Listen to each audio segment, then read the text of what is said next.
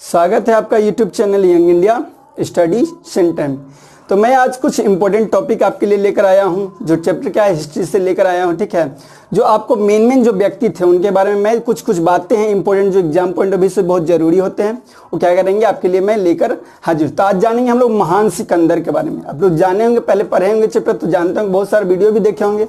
महान सिकंदर का मैं हट के कुछ उससे अलग लाया हूं, जो आपको देखना बहुत ही क्या है, जो आपके लिए शॉर्ट नोट तैयार किया हूं। देखिए बहुत मेहनत करके आपके लिए तैयार किया गया है।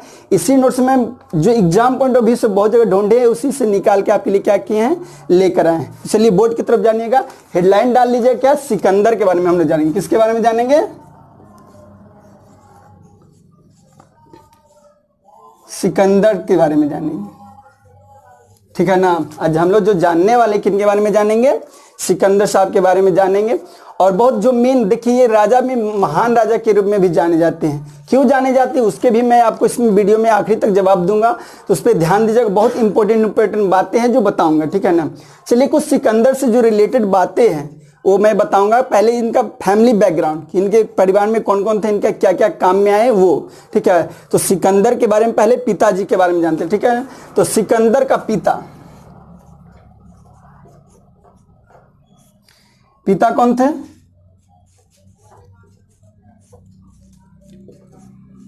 इनका पिता का नाम क्या था? फिलिप, ठीक है ना। सिकंदर का जो पिता थे उनका नाम क्या था? फिलिप, क्लियर ना। तो जो सिकंदर थे उनका पिता का क्या नाम था?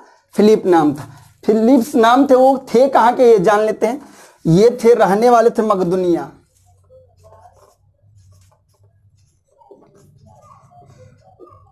कहाँ के रहने वाले थे? मकदुनिया के राजा थे, ठीक है ना। जो सिकंदर का जो ये पिताजी हैं, जिनका नाम क्या है? फिलिप नाम है, ठीक है। ये कहाँ के राजा थे? मकदुनिया जगह है, उसका क्या थे? ये राजा थे, सिकंदर के पिताजी। कब राजा थे वो जान लीजिए, 359 BC, ठीक है। 359 BC में क्या थे? BC मतलब ईसा पूर्व। ईसा पूर्व का मतलब क्या होता है? ईसा पूर्व का मतलब होता है कि ईसा मसीह का जन्म से पूर्व, यानी पहले की बात। तो जान लीजिए, यहां देखिए सिकंदर है, उनका पिता का नाम क्या है? फिलिप नाम है, ठीक है। ये कहां के राजा थे? मकदुनिया के राजा थे। कब राजा थे? तो 359 ईस्वी में, ईस्वी नहीं, ईसा पूर्व यानी बिफोर क्राइस्ट, यानी BC, ठीक है ना। अब जानते हैं जो इस सिकंदर के जो पिताजी हैं कौन है? फिलिप, क्लियर ना। अब ये इनका मृत्यु भी हो जाता है, तो जानते हैं कब मृत्यु होता है? इनका पिताजी का मृत्यु होता है 329 BC, ठीक है। इनकी क्या कर दी जाती है? हत्या, ठीक है ना। चलिए बहुत ही इंपॉर्टेंट बात है यो, इनके फैमिली बैकग्राउंड से, यानी सिकंदर के बारे में ये बहुत जानना जरूरी। थोड़ा सा पूछ जाता है आप एग्जाम के, सिकंदर, तो देखिए यहाँ क्या है? सिकंदर है, ठीक है ना। तो सिकंदर के पिता कौन हो गए? फिलिप, ठीक है ना। सिकंदर के पिताजी कौन हो गए? फिलिप हो गए। ये कहाँ के राजा थे? तो मकदुनिया के राजा थे, ठीक है ना। मकदुनिया के राजा थे। ये कब राजा थे मकदुनिया के? तो 359 BC में थे।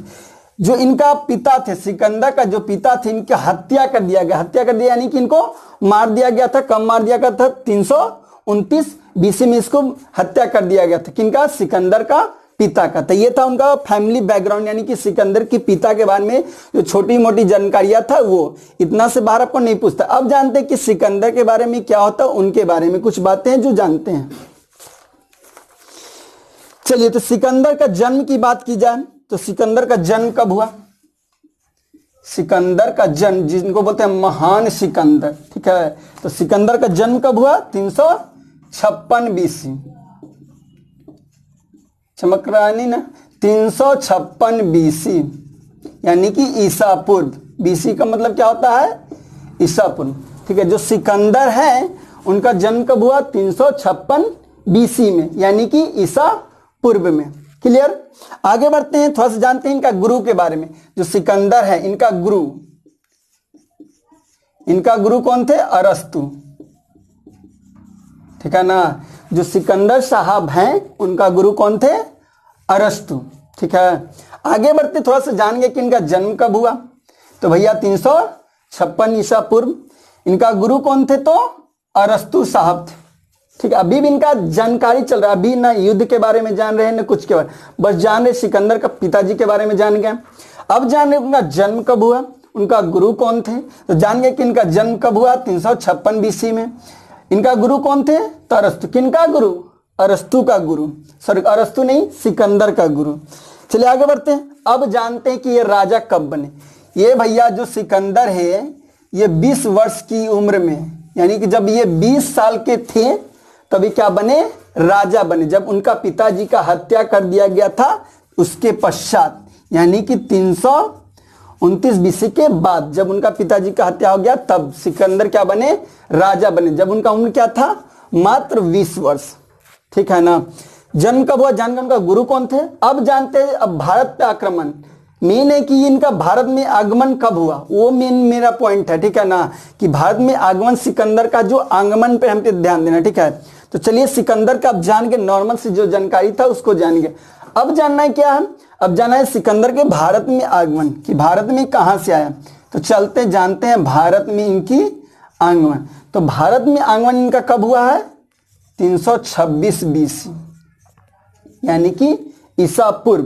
ठीक है, 326 BC में ये भारत में क्या हुए, आना आरंभ किए और अभियान चलाना शुरू। क्या चीज का अभियान, ये चाहते थे कि जहां जहां इनका जो एरिया का था, ठीक है, जितने राजा थे जो जो एरिया के बारे में वो जानते थे कि हम जीते उसको हासिल करें।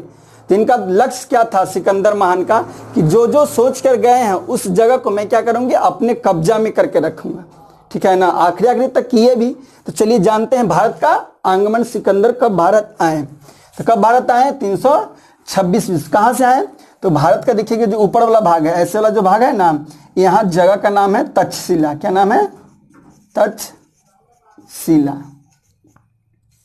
ये एंट्री कहाँ से की है ये जान लीजिए। ठीक है, दूसरा देश से आए थे, कहाँ पे भारत में आक्रमण किए, तक्षशिला में। इनकी मतलब कि एंट्री कहाँ से, भारत में घुसे। तो कहाँ से भारत में घुसे, तक्षशिला में। तो तक्षशिला के राजा उस समय थे, वो थे, उनका नाम था अंभी। अंभी क्या थे, जो उस समय जब सिकंदर भारत में एंट्री किए, कहाँ से किए, तक्षशिला से घुसे। उस समय वहां के तक्षशिला के राजा कौन थे, राजा वहां के कौन थे, अंभी। क्लियर ना। अब चलिए जब अंभी के साथ ये आए, अंभी के साथ बात विचार हुआ, युद्ध भी कुछ हुए, उसके बाद क्या कि ये एरिया को अपना कब्जा में ले लिए। ठीक है ना, सिकंदर साहब क्या किए, तक्षशिला को क्या किया, वो अपने कब्जा में ले लिया। अब कब्जा में लेने का सपना था कि धीरे धीरे क्या करना है, भारत में दाखिल होते चलना है, घुसते जाना है, और जिस जिस जगह पे जाएंगे वहां पे क्या करना है, हमको जीतते चलना जाना और अपना कब्जा में उसको करते चलना है। तो पहले तक्षशिला में आए, यहाँ उस एरिया क्या के लिए अपना कब्जा में कर ली। कब्जा करने के बाद अब आगे बढ़ते हैं। अब आगे कहाँ जाते हैं, पंजाब। ठीक है, अब सिकंदर कहाँ गया, पंजाब। तो उस समय पंजाब का राजा कौन थे, पोरस। ठीक है ना, पंजाब का राजा उस समय कौन थे, पोरस। ठीक है ना। अब जाकर तक्षशिला के बाद अब पंजाब पहुंचे, पोरस के साथ अब युद्ध हुआ, किसका, सिकंदर का। ठीक है ना, किसका युद्ध हुआ, पोरस और सिकंदर के बीच युद्ध हुआ। कहां, पंजाब में। अब पंजाब में किस जगह हुआ वो जानना। ठीक है, पंजाब में ये हुआ था आपका झेलम नदी।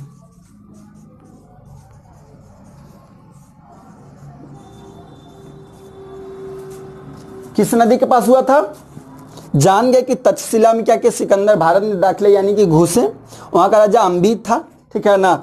अब यहां के बाद अब कहां हो गए, पंजाब के राजा पोरस के पास। क्लियर, पंजाब के राजा पोरस के पास, उसके किस नदी के पास युद्ध हुआ, झेलम नदी के पास। ठीक है, वो लड़ क्यों रहे थे, वो चाहते थे कि ये हार माने पंजाब का राजा पोरस और उस एरिया को क्या करें, हम अपने कब्जा में ले लें।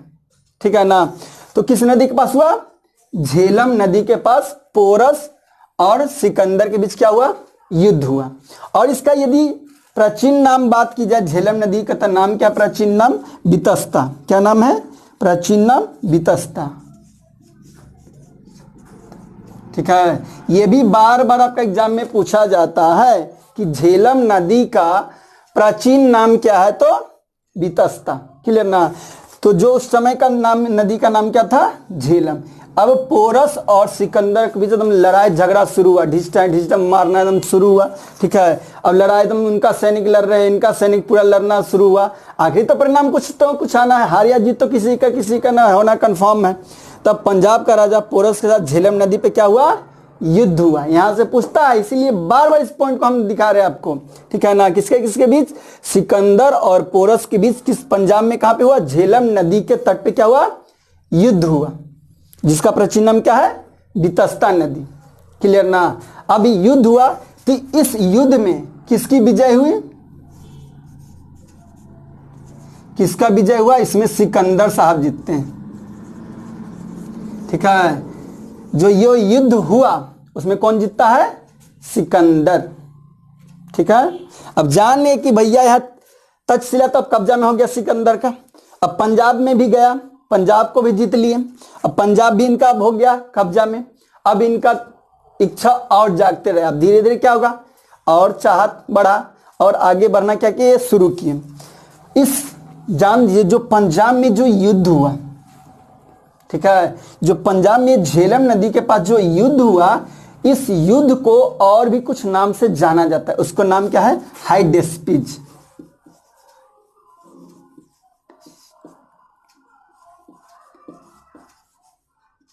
ठीक है। इस युद्ध को एक और नाम से जाना जाता है, किस नाम से जाना जाता है, हाइडेस्पिज का युद्ध। क्लियर ना, हाइडेस्पिज का युद्ध भी जाना जाता है इस युद्ध को, ठीक है। तो जानेंगे कि भैया तक्षशिला में घुसे, पंजाब में गए, पंजाब को भी जीते। किस नदी के पास हुआ ये युद्ध, पोरस से सिकंदर के बाद झेलम नदी या तो वितस्ता नदी दे सकता है। इस युद्ध को किस नाम से जाना जाता है, किस नाम से जाना जाता है, हाइडेस्पिज का युद्ध। क्लियर। अब चलते ही इससे आगे। अब जैसा ही ये भारत में और अंदर चलते चले गए, ठीक है, अंदर जाते चले गए, तो इनका सामना अब एक और राजा से हुआ। अब राजा से सामने नहीं, उससे पहले एक नदी आया। क्या आया, नदी, ठीक है। ये क्या है, नदी आया, ठीक है। अब जब भैया तक्षशिला जीत गए, पंजाब में भी जाकर जीत गए, अब कहाँ गया, एक उसी बीच में अब जाना था इनको मगध। कहाँ जाना था, मगध को जीतने के लिए। उसी बीच में एक नदी आता है जिसका नाम है ब्यास नदी। क्या नदी का नाम है, ब्यास नदी, ठीक है ना। क्या नाम है, ब्यास नदी। अब ब्यास नदी को जब आए, इनका सैनिक आया, ठीक है, सैनिक ब्यास नदी पास आया। किसका सैनिक, अरे सिकंदर साहब का सैनिक जब ब्यास नदी के पास आया, ब्यास नदी पार करने के बाद क्या था, मगध आना था, ठीक है। कहाँ आना था, ब्यास नदी को जैसे ही लोग पार करते कहाँ था, मगध। कहाँ था, मगध आता। उस समय मगध का राजा किस शासन चल रहा था, वहां नंद वंश का शासन वहां चल रहा था। नंद वंश, जगह का नाम क्या है, मगध। उसमें किस वंश, पहले वंश का शासन चलता था, तो किस वंश का शासन चल रहा था, नंद वंश का शासन। उस समय का राजा था मगध का घनानंद,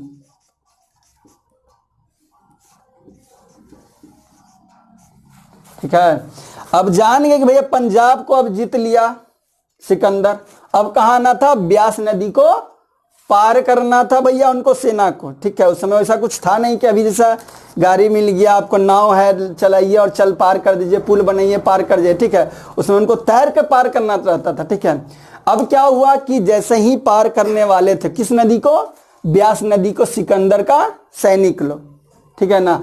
अब सैनिक ने जैसा ही ब्यास नदी के पश्चिमी तट पे पहुंचता है, पश्चिम की ओर जैसे ही पहुंचता है, सैनिक मना कर देते हैं, क्या करने के लिए, नदी को पार करने के लिए। बोलते हैं भैया हम नदी पार नहीं करेंगे, ठीक है। सेना लोग युद्ध भी लड़े, उससे भी कुछ थक गए थे। नदी देखे क्या किए, बोल दिए कि हमसे भैया नदी पार नहीं होगा। तो नदी जब पार नहीं होगा तो क्या होगा, अब नदी पार नहीं होगा तो भैया पहले आपको रिटर्न जाना होगा, तो रिटर्न जाना होगा। अब क्या हुआ, क्यों, क्वेश्चन था भैया कि क्यों नदी पार करने से मना कर दिए, क्यों नदी पार करने से सिकंदर का सेना मना कर दिए। तो मना करने का मेन रीजन क्या है, जानिए। वो जानते थे कि भैया जैसे ही हम ब्यास नदी को पार करेंगे, ठीक है, ब्यास नदी को पार करेंगे तो हमें किसका सामना होने वाला, मगध में जा रहे हैं। कहां जा रहे हैं, मगध। मगध में किस वंश का शासन चल रहा था, नंद वंश का शासन चल रहा था, ठीक है ना। वहां का राजा कौन था, घनानंद, जो जाना जाता था कि भारतवर्ष का सबसे क्रूर शासन, एकदम ताकतवर। उनका सेना भी बहुत बड़ा फौज में था, ठीक है, तो जाना जाता। तो इनका सैनिक इसके बारे में जब जाना ना, तो उनका समझ जाइए क्या हो रहा होगा, आप समझ सकते हो इतना बात, ठीक है ना। पूरा उनका क्लियर था। तब क्या बोले, उससे पहले ही हार मान गए, बोले कि भैया हम ब्यासी नदी पार नहीं करेंगे। डर तो यहां से लग रहा था, मगध से, ठीक है। उससे पहले ही फैसला किया कि भैया हम ब्यास नदी पार नहीं करेंगे। तो भैया जब सेना रहेंगे तो राजा क्या इकल्ले जाके युद्ध लड़ेंगे, नहीं ना लड़ेंगे, तो नहीं लड़े। तो क्या हुआ, अब भैया फैसला हुआ क्या कि चलिए, जब आप युद्ध ही नहीं लड़ेंगे क्या करेंगे, अब वापस जाने का फैसला। तो चलिए, तब यहां से अब चलना वापस फिर भारत में। अब देखिए एक जगह तो जीत लिए, ये भी जीत लिए। अब फैसला हुआ कि क्या क्या भैया सैनिक तो साथ देने वाले हैं नहीं, तब क्या करना है, हमको वापस जाना है। तो वापस जाने के क्रम में कब वापस जाना शुरू किए, ये जान लीजिए। वापस ये 325 BC, ठीक है ना।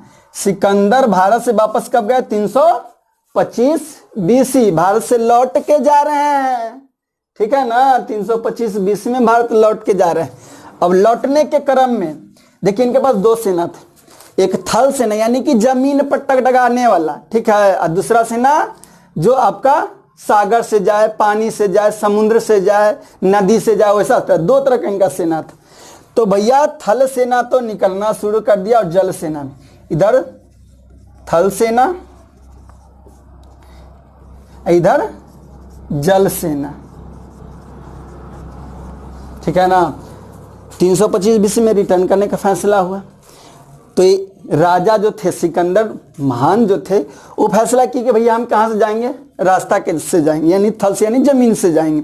और उनका जो जल वाला सेना था उनको बोले कि भैया आप क्या हुए, अब समुद्र से वापस चले जाइए, ठीक है, समुद्र से वापस चले जाइए। तो भैया तो जानते सेनापति भी होता है, जैसे सब चीज का मेन कमांडर होता है, जैसे क्रिकेट है तो उनका कैप्टन होता है ना, उसी तरह सेना का भी मेन प्रमुख होता है, सेनापति जिसको बोलते हैं।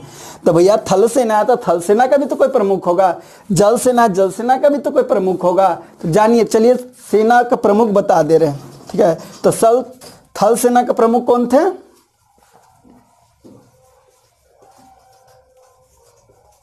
सेल्यूकस निकेटर,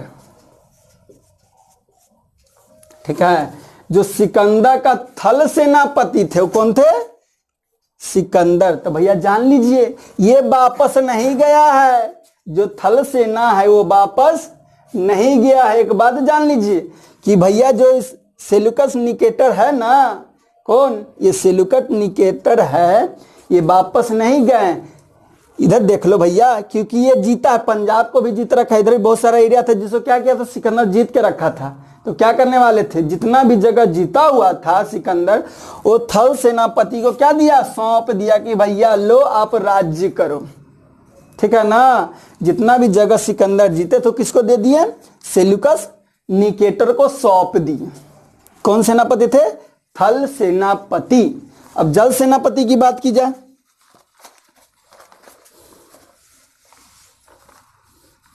चलिए सिकंदर की कौन सा, जल सेनापति की बात किया जाता है।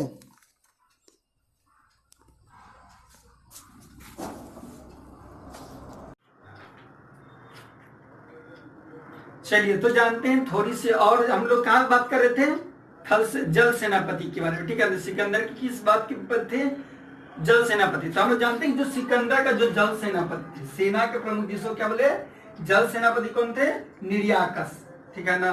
जो सिकंदर साहब है, महान सिकंदर, उनका जल सेनापति कौन थे, निर्याकस, क्लियर ना। अब थोड़ी सी और बातें बच्चा है सिकंदर साहब के बारे में जो जान लेते हैं। चलिए देखिए उनका जो प्रिय, देखिए हर व्यक्ति का कुछ ना कुछ पसंदीदा रहता है। तो उनका एक प्रिय घोड़ा था, सबसे ज्यादा प्यार करते थे। उनका प्रिय जो घोड़ा था उसका नाम क्या था, बकू बाऊ के फला, ठीक है ना। नाम थोड़ा टेढ़ा मेढ़ा है, ठीक है, बाऊ के फला, ठीक है। उनका घोड़ा का नाम क्या था, बाऊ के फला, किनका? सिकंदर साहब का सबसे पॉपुलर और प्रिय घोड़ा, यानी सबसे ज्यादा पसंदीदा घोड़ा। क्यों उनको ज्यादा पसंद ये घोड़ा था, इसके बारे में थोड़ा सा आपको पीछे ले चलते हैं। चलिए हम लोग जानते हैं, यहाँ आइए, जानते हैं कि सिकंदर साहब पंजाब में आए, पोरस के साथ क्या किए? पोरस के साथ युद्ध किया और युद्ध में सिकंदर विजय भी हुए। उस नदी का क्या था? झेलम नदी था। प्राचीन नाम की बात की जाए तो विस्तृता नदी था। उस युद्ध को क्या कहा जाता है? तो हाइडेस्पिच, ठीक है ना। अब क्या कि इनका इतना पॉपुलर ये घोड़ा था सिकंदर साहब का, बौरू फला, इतना पॉपुलर घोड़ा था, इसका नाम से यहाँ पे क्या किए?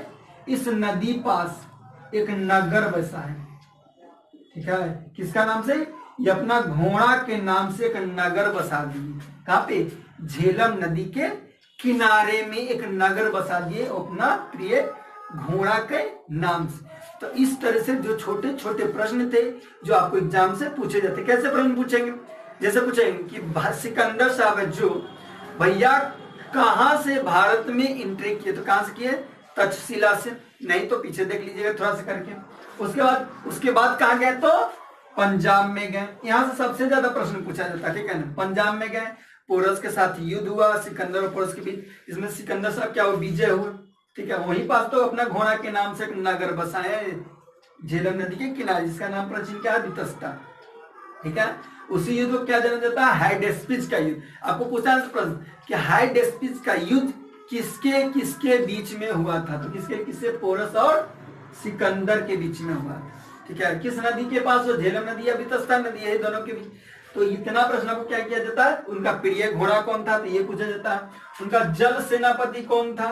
तो निर्याकस, ठीक है। थल सेनापति कौन था? तो सेल्यूकस, क्लियर ना।